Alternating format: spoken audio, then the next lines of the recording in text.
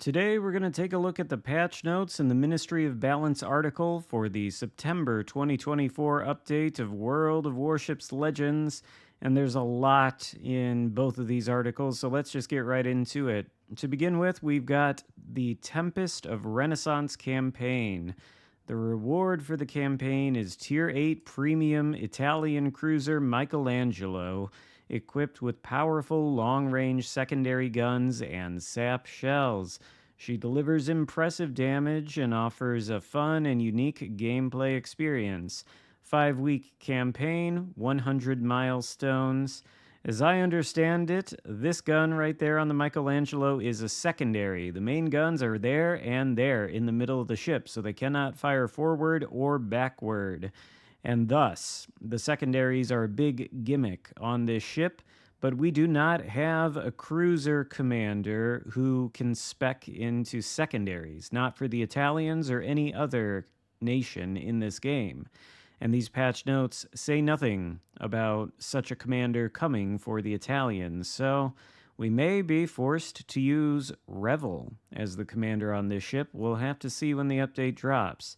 There's a breakdown of the campaign, but you can see that for yourself in the patch notes if you're interested. Also, we've got a new Pan-European destroyer line in early access. This, I believe, is the gunboat line compared to the Oyster Goatland torpedo boat one. The new line of Tech Tree Pan-European destroyers will be available in early access from September 9th through October 14th. All the way up to the Tier 7 Split, which I thought was a fantastically good ship when I ground this line out on PC. Each of these fast and agile ships is equipped with powerful main battery guns that fire HE shells, so they don't have AP, they only shoot HE, along with smoke generator and engine boost. Split also features radar to detect even the stealthiest enemies. You can obtain these destroyers from the Pan-European Destroyer crates and the Pan-European Destroyer big crates, which will be available through the campaign or in the store during this update. I guess at Tier 7, that's when they get radar, but the whole gimmick of these things is they have smoke and they have radar. They also have really good firepower. The Tier 10 one, which is the Gdansk, I think they've said something about that potentially coming to the Bureau, not in this update, but sometime this year. That one is basically a Mogador, French destroyer, with the DPM of a Mogador using its reload booster at all times. Only HE, smokescreen, radar. These are pretty powerful DDs. The lower tier ones without the radar gimmick will be probably a little less powerful, but this line should be pretty fun. And if you're thinking smoke radar combo sounds really overpowered on a DD, well, yes, but the radar duration, I think, is something like 10 seconds, at least on PC. It's really short. We'll have to see when it comes to Legends, though. They also have a few other things prepared to help celebrate the arrival of the new destroyers. First of all, during this update, Pan-European Tier 7 Destroyer Friesland will be available for doubloons at a, quote, good discount if you purchase her together with early access crates. Oh, okay. On console, you can acquire her through the Old World Treasures chained bundles, where each consecutive bundle becomes available after you obtain the previous one. In addition to Friesland, you'll also find in the final bundle the consecutive bundles that contain Pan-European Destroyer crates and European camos, all at a discount compared to purchasing them separately. On mobile, Old World Treasures is available as a standard bundle where you purchase all the items at once. They're also offering a 15% discount on Pan-Euro Tech Tree ships of Tier 4 through Tier 7. The discount will be available from September 9th through September 23rd, okay? Then we've got European Navies Collection, so another one of these card collection. It includes cards for the new destroyers available in early access. Obtain the European Navies Collection to find all 12 collectible cards divided into 3 sub-collections. These crates can be, I assume this is supposed to be cards. These cards can be earned through the Tempest Renaissance. Oh no, the crates to get the cards can be earned through the Tempest of Renaissance campaign, the European Navy's mission, and the Nordic Griffin mission, which also grants you a permanent camouflage for the Oyster Goat Land. Completing each sub-collection will earn you a Pan-European Commander Crate, Insignia, and Commendation. If you get all 12 cards, you get a nice little Tier 2 Premium Pan-European Destroyer Origin. Orhen? I have no idea. Azur Lane. Oh good, more Weebery. It's coming back. Don't miss the opportunity to obtain unique content from, get this, all 5 waves of our collaboration with Azur Lane. Dozens of themed commanders, ships, and skins will be waiting for you in the store from September 9th through October 14th. And you can also get some of the content for free. Complete the special mission Operation Storm Surge from September 9th through October 14th to earn 5 new Azur Lane crates. Each crate has a chance to drop a commander or a ship from any wave of the collaboration. To be fair, there are some really good Azur Lane commanders out there, most of them from the very first wave.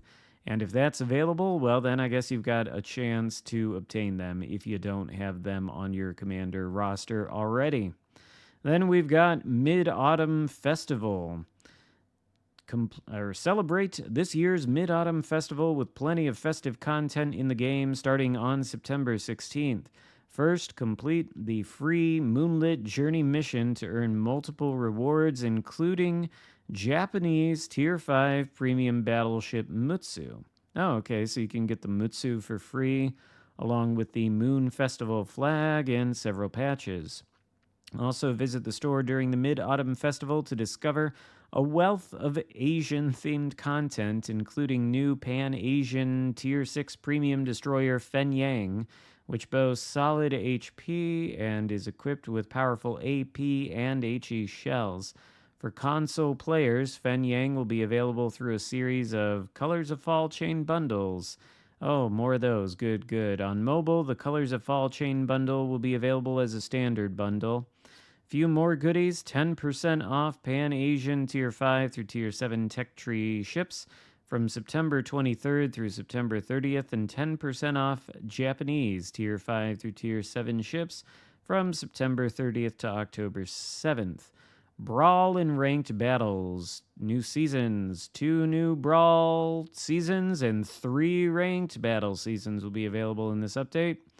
Brawls Seasons 21 and 22 will take place September 16th through September 24, and then from September 30th to October 8th, featuring 3v3 battles on Tier 5 and 6 destroyers, respectively. Both seasons will have shortened reload and cooldown times for main batteries and consumables, increased ship speed, and disabled torpedoes. That's kind of interesting, okay. As for ranked battles, they will run September 10th through October 14th, 5v5 battles on Tier 5 to Tier 7 ships. Oh, maybe I'll actually play it this time. As always, each competitive season will offer a variety of rewards. Tier 7 ranked, I might play that. Tier 5, Tier 6, not super interested, personally. Prepare for Halloween, special mission, and X3 first win bonus. Oh, okay.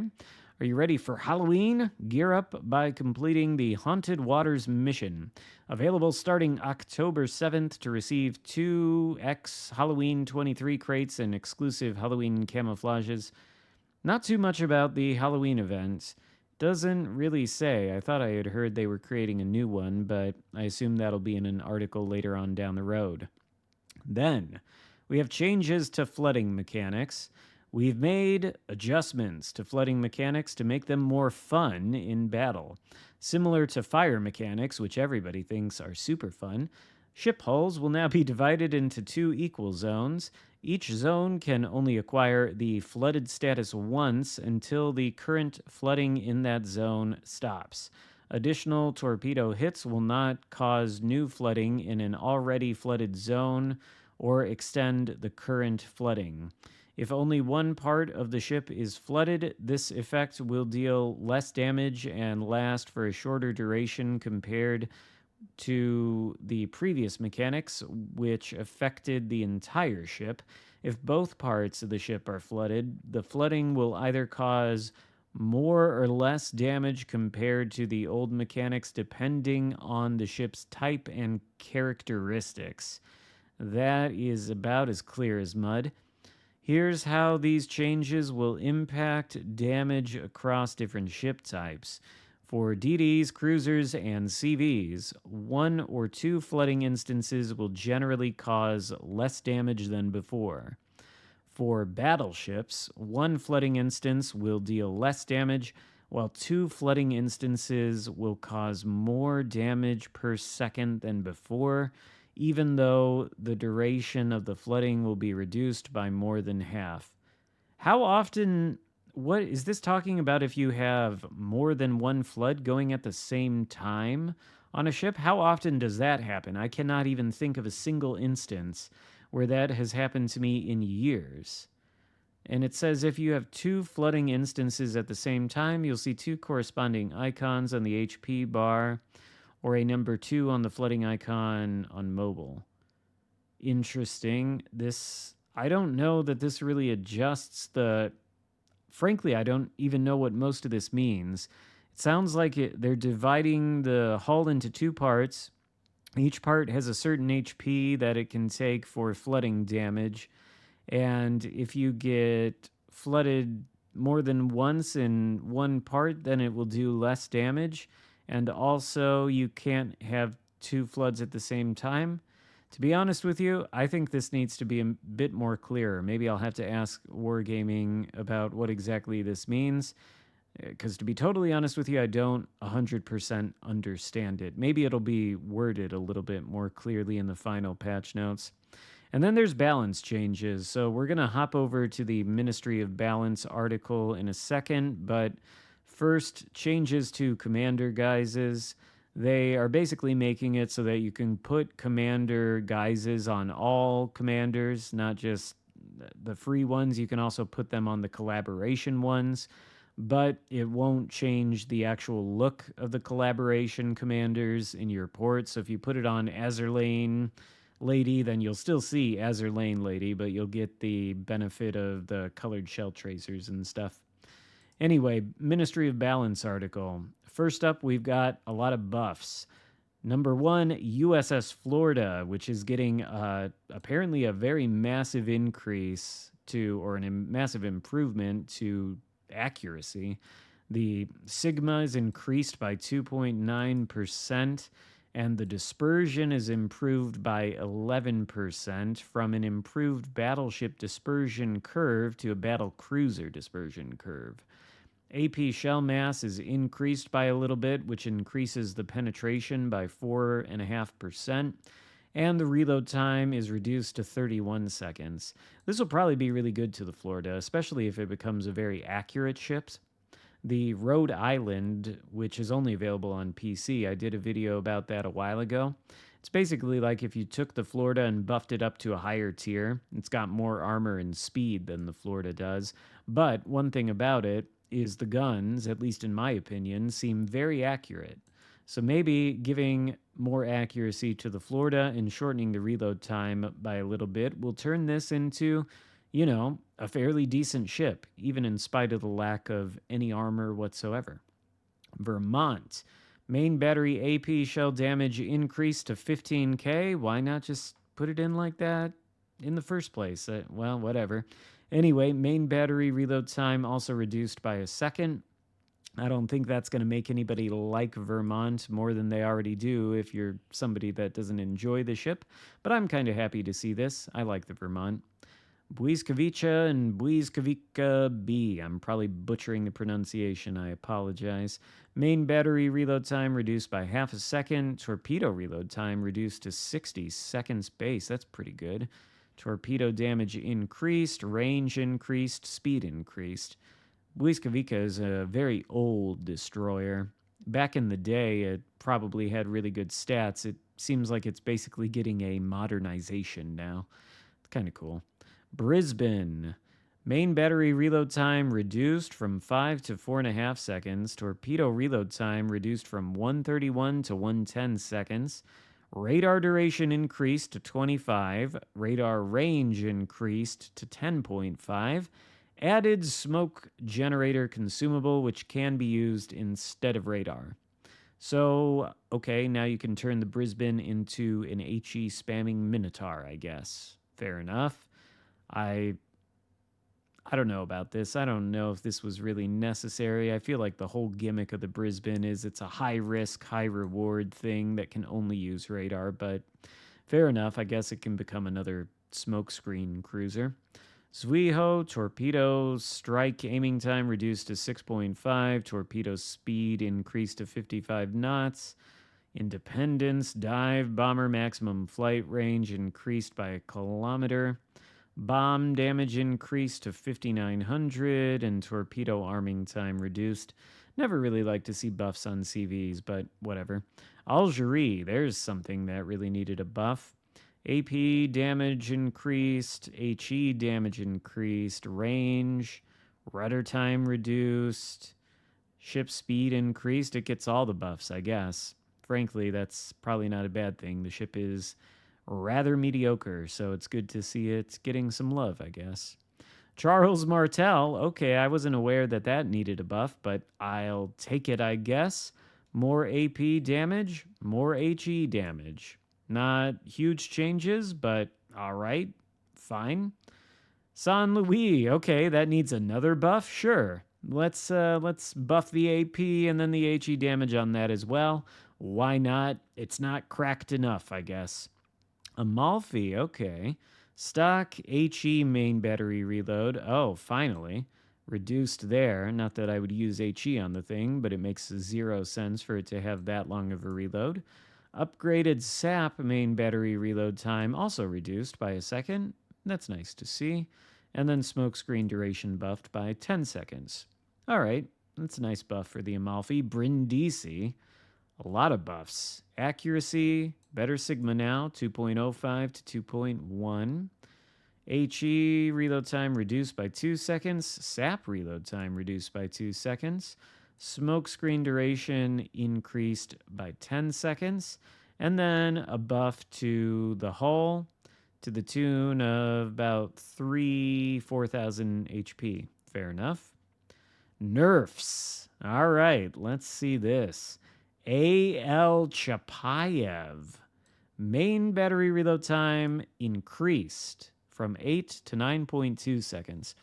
Well, about time this thing saw a nerf. I guess increasing the reload time maybe helps with the problem of the insane damage output. Guess we'll have to see. Colombo, something we've been wondering about for a long time.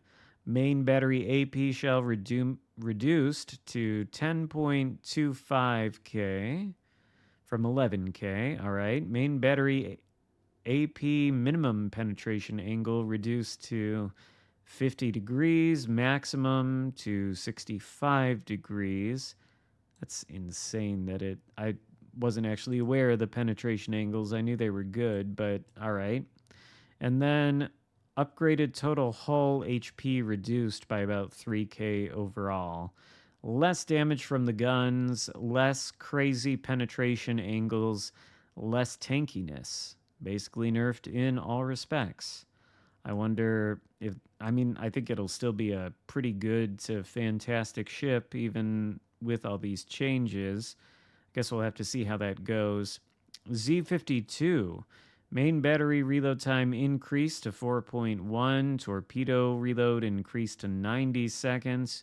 Base sea detectability up to 7.1. Sonar range reduced from 5.9 to 5.7 km. I wonder if this nerf to the concealment is enough to make it so that it can't have stealth sonar, but I doubt it. And then finally, Duncan. Repair party cooldown time increased from 80 to 120 seconds. Restored HP reduced from 2 to 1.6 per second. Okay, so a little bit of a nerf to the super heal on that thing then. And then some commander changes. Farncombe, the secondary battleship commander for. Or no, that's not right. Hernandez is the secondary battleship commander. Farncombe is the universal guy, right? For the Europeans. Base trait careful. Reduction in ship detectability time after firing main battery guns while in smoke. Improved from a maximum of 10% to a maximum of 15. Reduction in main battery reload time improved from a maximum of 2% to a maximum of 3%. Unique skill shell from the Ghost. Increase in cruiser main battery range and shell grouping while in smoke. Oh, he's the cruiser commander for the Commonwealth. That's right. Okay. So he gets a couple of buffs, I guess. And then Swirsky, the destroyer commander for the Pan-Europeans. New row for skill. Fox Flare. Increases the duration of radar to match that of smoke generator while the latter is active, and reduces main battery reload time by up to 10% when radar is active. What? That's, okay. That's a huge buff and interesting wrinkle to throw in with this new Pan-European destroyer line. I'm curious to see how that plays out with their radars.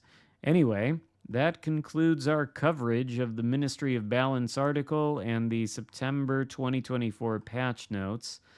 I've been thinking about what this flooding thing means in the meantime while going over those balance changes, and I still don't know.